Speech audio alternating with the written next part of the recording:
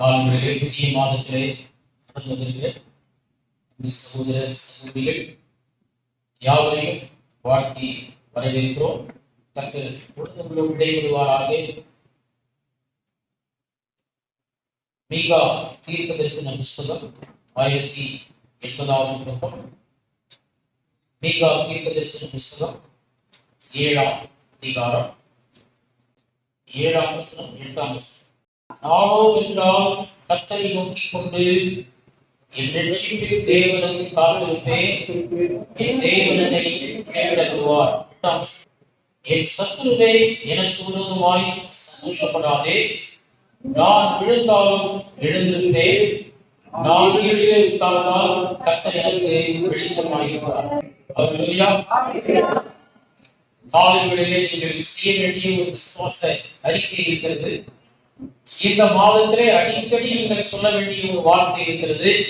அது என்னவென்றால், சத்துருவே, என் சத்துருவே எனக்கு விரோதமாய் சந்தோஷப்படாதே. சொல்லுங்க.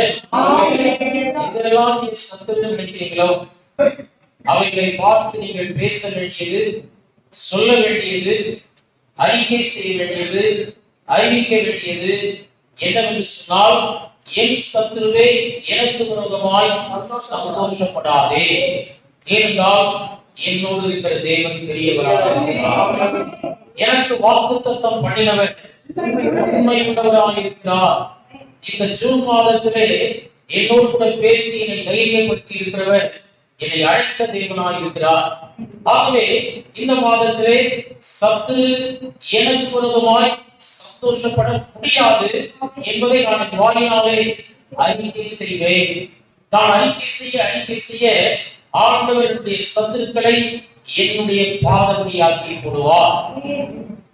அவர்கள் கட்டுகளை அறுத்து கயிறுகளை உரிந்து நாங்கள் எங்கள் இஷ்டத்துக்கு இருப்போம் என்று சொல்கிறார்கள். ஆனால் நம்முடைய தேவன் பரலோகத்திலே வீற்றிருக்கிறவர் நகைப்பார், அவர்களை இகழ்வார். யாரை? ஆண்டவருடைய சத்துருக்களை. நம்முடைய சத்துருக்கள் ஆண்டவருடைய சத்துருக்கள். சொல்லுங்க. ஆண்டவருடைய சத்துருக்கள் நம்முடைய சத்துருக்கள். தேவன் நேசிக்காதவர்களை நாம் நேசிக்க முடியாது. தேவன் பகைக்கிறவர்களை நாம் பகைக்க வேண்டும். அப்படிதான் கர்த்தருடைய வார்த்தை சொல்கிறது. அருமையானவர்களே, இந்த காலைகளிலே நமக்கு இருக்கிற நம்பிக்கையை குறித்து அறிக்கை இடுகிறதிலே நாம் எப்படி இருக்கணுமா?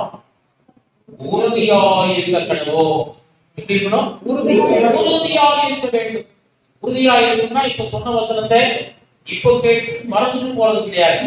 இந்த மாதம் முழுவதும் இந்த வசனத்தை நாம் என்ன செய்ய போகிறோம்? அறிக்கை செய்ய போகிறோம். சத்துரு என்பது மனிதர்களாய் இருக்க வேண்டும் என்று இல்லை. அது ஏதாவது ஒரு மனிதர்கள் ரூபத்திலே வருகிற ஒரு பிரச்சனையாக இருக்கலாம். எல்லா பிரச்சனைகளுமே மனிதனுடைய ரூபத்திலே தான் வரும்.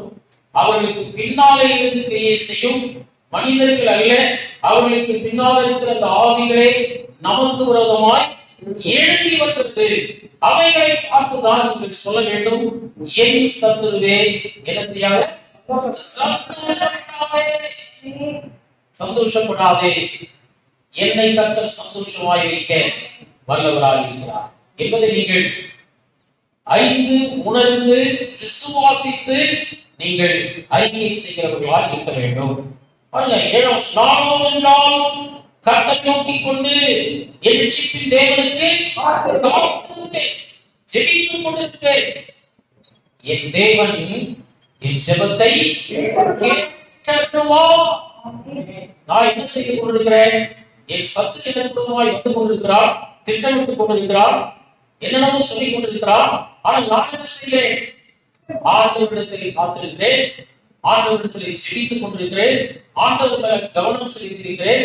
கர்த்தருடைய காரியங்களிலே என்னுடைய கான்சென்ட்ரேஷன், என்னுடைய போக்கஸ் இருக்கிறது. ஆகவே நான் எல்லாத்தையும் பார்த்துக் கொண்டிருக்கிறவர்களை தேவனையே நோக்கி நான் பார்த்துக் கொண்டிருக்கிறேன். நானோ என்றால் கர்த்தரையே நோக்கிக் கொண்டிருக்கிறேன். என் சத்துருவோ என்றால் என்னையே நோக்கிக் கொண்டிருக்கிறான். அவனை பார்த்தா நான் சொல்றேன், சத்துருவே சந்தோஷப்படாதே. நாம் விழுந்தாலும் ஏன் சந்தோஷப்படாது? அவன் எது சந்தோஷப்படுறான்? இவனுடைய கதை முடிந்து விட்டது, இவனுக்கு வியாதி வந்து விட்டது, இவனுக்கு வறுமை வந்து விட்டது, தேவைகள் வந்து விட்டது, அங்கேயும் அழைத்துக் கொண்டிருக்கிறான் என்று சத்து நினைக்கிறான். ஆனா நாம என்ன சொல்லணுமா? நான் விழுந்தாலும் எழுந்திருப்பேன். நீதிமான் 7 முறை விழுந்தாலும் என்ன செய்வான்? மறுபடியும் எந்திரிக்கிறவன் தான் நீதிமான். விழுந்த இடத்திலே உட்கார்ந்து இருக்கிறவன் நீதிமான் கிடையாது. அவன் சோம்பேறி, அவன் சாக்கு போக்குகளை சொல்கிறவன், ஆண்டவர் மேல் குற்றம் சொல்கிறவன், பிசாசின் மேல் பழியை போடுகிறவன், அல்லது தன்னுடைய குடும்பத்தின் மேல் பழியை போடுகிறவன். பவுல் சொல்றார், எப்பக்கமும் நாங்கள் நெருக்கப்பட்டோம், நாங்கள் ஒடுங்கி போவதில்லை, கீழே விழுந்தும் நாங்கள் படித்து போவதில்லை, கலக்கம் அடைந்தும் முடிவடைவதில்லை. ஏனென்றால் எங்களை அழைத்த தேவன் உண்மையுள்ளவராக. ஏனென்றால் நானோ கர்த்தரை நோக்கி காத்துக் கொண்டிருக்கிறேன், அவரை நோக்கி நான் ஜெபித்துக் கொண்டிருக்கிறேன், அவரை நோக்கி நான் துதித்துக் கொண்டிருக்கிறேன். எனக்கு தேவன் கொடுத்த ஊழியத்தை, வேலையை, குடும்பத்தை நான் சரியாய் நடத்தி கொண்டு போகிறேன். ஆகவே நான் விழுந்தால் என்ன செய்ய? எழுந்திருப்பேன். இந்த இடம் தான் விழுந்த இடத்துல இருக்கிறவன் தேவனுடைய மனிதன் அல்ல, அங்கிருந்து எழுகிறவன் தான் தேவனுடைய மனிதன். வீட்டிலேயே இருந்த மூத்தவர்கள் ஒரு நாள் எடுத்திருக்கவில்லை. ஆனால் ஒரு நாள் இளையகுமாரன் அவனுடைய புத்தி தெளிந்த போது அவன் எழுந்து நான் தகப்பனுடைய வீட்டுக்கு போவேன். அதனால்தான் தேவன் அவனை நீதிமானாக்கினார். இன்னைக்கு நாம அப்படிதான் ஒரு இடத்துல உட்கார்ந்து கொண்டு இப்படி ஆயிடுச்சு அவ்வளவுதான் முடிஞ்சு போச்சு சொல்லிட்டு இருக்க கூடாது. நாம் எழுந்து நாம் எழுந்திருப்பேன். விடுவது சகஜமான ஒரு காரியம். தேவன் வழுவாதபடிக்கு நம்மை காக்க நான் விடுகிறேன். ஆனால் தேவ கிருபையினாலே இன்றைக்கு நான் இருக்கிறேன். இந்த மாதத்திலே விழுந்திருக்கலாம், ஆனால் இந்த மாதத்திலே கர்த்தர் சொல்றாரு, நான் விழுந்தாலும் நான் எழுந்திருப்பேன் என்று நீ சத்திற்கு முன்பதாய் அறிக்கை செய். அல்லேலூயா. நான் எழுந்து நிற்க பண்ணுவேன், நீ கால் ஊன்றி உன்னை நிற்க வைப்பேன், உன் நடத்தை உறுதிப்படுத்துவேன், உன் அடிகளை ஸ்திரப்படுத்துவேன், உன் கால்களை மான்களின் கால்களை போல நான் மாற்றுவேன். நீ இடறி போவதில்லை. வழிகளிலெல்லாம் உன்னை காக்கும்படி என்னுடைய தேவதூதர்களுக்கு நான் கட்டளையிடுவேன். அவர்கள் உன்னை என்ன செய்வார்கள்? சுமந்து கொண்டு போவார்கள். அருகே நான் இருளிலே உட்கார்ந்தால் கர்த்தர் எனக்கு வெளிச்சமாய் இருக்கிறார். நீ வீடு, நீ வேலை செய்கிற ஸ்தலம், உடைய ஊழிய பணி, உடைய வியாபாரம், உடைய பிரயாணம், நீங்கள் இருளிலே உட்கார வேண்டிய ஒரு சூழ்நிலை, இருளை கடக்க வேண்டிய ஒரு சூழ்நிலை. ஆனா நீ எந்த இடத்துல இருந்தாலும் கரடு முரடோ, காடு மேடோ, நெருக்கமோ, அவமானமோ, தோல்வியோ, கண்ணீரோ, மரணத்தின் பள்ளத்தாக்கோ, சிங்கக்கிளியோ, என்ன சொல்லணுமா? நீங்க கர்த்தர் எனக்கு வெளிச்சமாயிருப்பார். அல்லேலூயா. ஆமென். கர்த்தர் எனக்கு வெளிச்சமாயிருப்பார். நான் யாருக்கு அஞ்சுவேன்?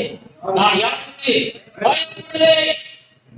இருள் பூமியும் காரில் ஜனங்களையும் கொடுக்கும், ஆனால் கர்த்தர் என்னை உதிப்பார். என்னை உதிப்பார். கர்த்தரின் பட்சத்தில் இருக்கிறார். நான் பயப்பட மாட்டேன். மனுஷன் எனக்கு ஒன்றும் செய்ய முடியாது. இதுதான் உங்கள் அறிக்கையாக இருக்க வேண்டும். இந்த மாதத்துல நம்ம விசுவாசிக்கிறோம், வாயினால் என்ன செய்கிறோம்?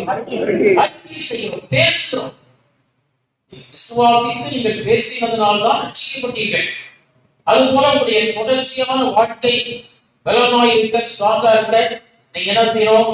விசுவாசித்து அறிக்கை செய்ய வேண்டும். இந்த மாதத்திலே தேவன் நமக்கு கொடுத்திருக்கிற இந்த வார்த்தைகளை அறிக்கை செய்யும்படியாக நாம் அழைக்கப்பட்டிருக்கிறோம்.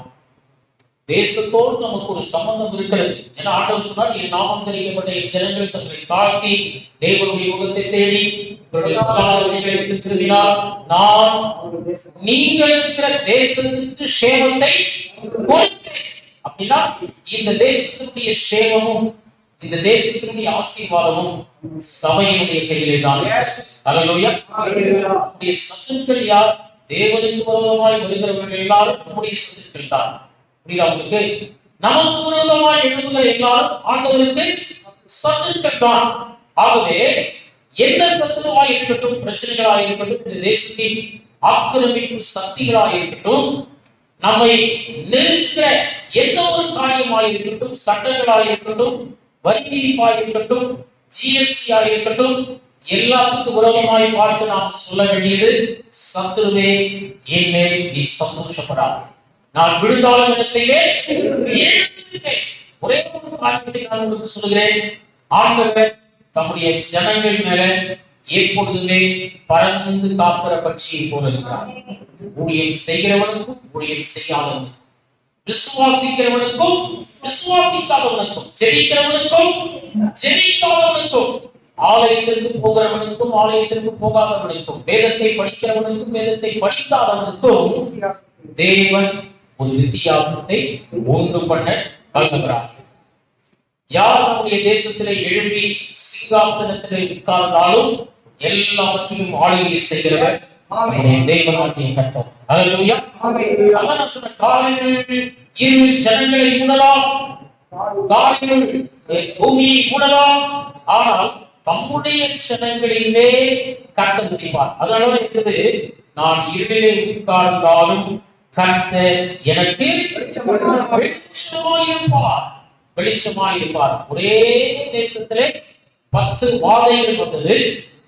ஆனால் பக்கத்து இடத்துல என்ன வந்துச்சு? அவர்களுக்கு அது அற்புதங்களாக இருந்தது. ஒரு கூட்டத்திற்கு எப்படி இருந்தது? வாதை, உபத்திரவம், பாடு. ஆனால் கர்த்தருடைய ஜனங்களுக்கோ அது தேவனுடைய கரம் அற்புதமாயிருந்தது. அதே போலதான் இந்த ஜூன் 4ஆம் தேதி வருகிற எந்த ரிசல்ட்டா இருந்தாலும் சரி, சத்துரு நமக்கு விரோதமாய் சந்தோஷப்பட முடியாது. சொல்லுங்க, இருளிலே கர்த்தர் ஒரு வெளிச்சத்தை கொண்டு வருவார். எல்லாரும் சத்துருக்கள் எல்லாரும் பல விதங்களிலே, பல இடங்களிலே, பல குகைகளிலே, பல கோயில்களிலே தியானம் பண்ணி கொண்டிருக்கிறார்கள். நானும் என்றால் கர்த்தரை நோக்கி கொண்டிருக்கிறேன். அல்லேலூயா. சபைதான் உலகத்தை செய்யும், சபைதான் தேசத்தை மேற்கொள்ளும். இதுதான் சத்தியம். வேதத்தில் இருக்கிறது அதுதான். ஆகவே இந்த நாளிலே சூழ்நிலைகளை பார்க்காதபடி வசனத்தை மட்டும் பாருங்க.